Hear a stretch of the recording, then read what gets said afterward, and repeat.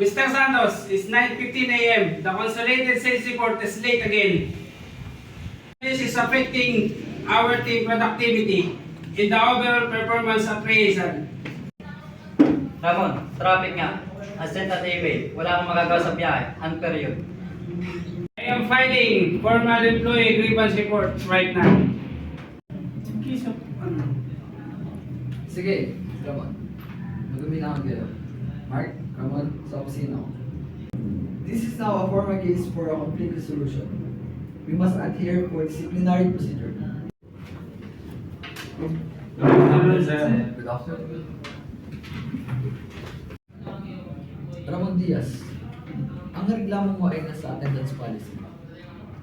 At ikaw, Mark Santos, are you aware na ang consistent tardiness ay posibleng maging dahilan ng iyong pagka-terminate? Kaya nape-pressure na ako sa daming gagawin. Our role is to develop you. Mark, we will enroll you in an internal time management module. So this is the final warning. Ramon, we will appreciate you. Upholding the rules, we are focused on Mark's development and accountability.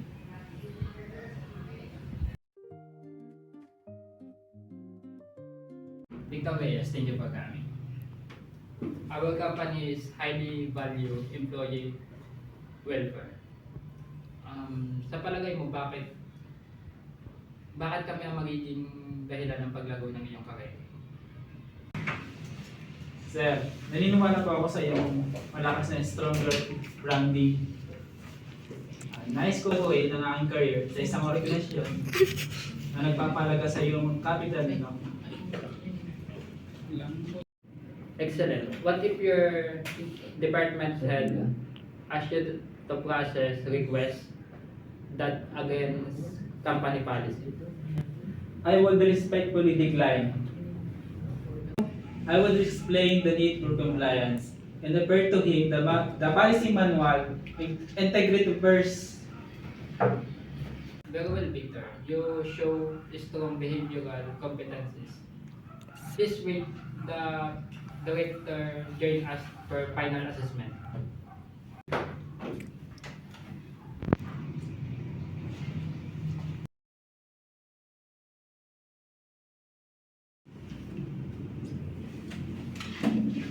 Good morning, Mr. Reyes. Please take a seat. I'm Mr. Garcia. Nice to meet you, Mr. Reyes. Mr. Reyes, tinitingnan namin ang HR bilang aming katuwang ng partnership para sa ikabubuti ng aming kumpanya na kung gaano kabigat ang mga ilalagay namin na trabaho sa iyo. Tatanggapin mo ba ito?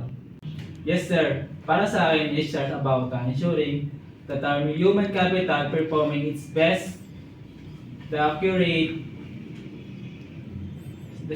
with the accurate data management. Thank you, Mr. Reyes. You are hired now for our company.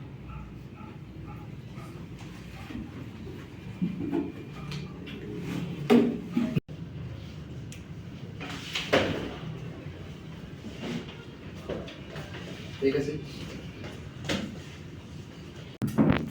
Ben Victor start. Simula na ang boarding process. Focus on IT system and data security. Also prepare that training module for Mark Santos. Copy, sir. I will coordinate with the mentor, Mr. Ramon Diaz, to ensure a smooth integration ni Victor. Training and development programs is ongoing. Ang HRM ay may 3 core functions. First is employee relations. To resolve the conflict of fairness. Recruitment at selection. Pagkuha ng right talent. Training and development. Pagsuporta sa career growth at strategic business success. Kami, ang tagapangalaga ng human capital. Sa HR, we value our people. At the starting of the week, I saw it all.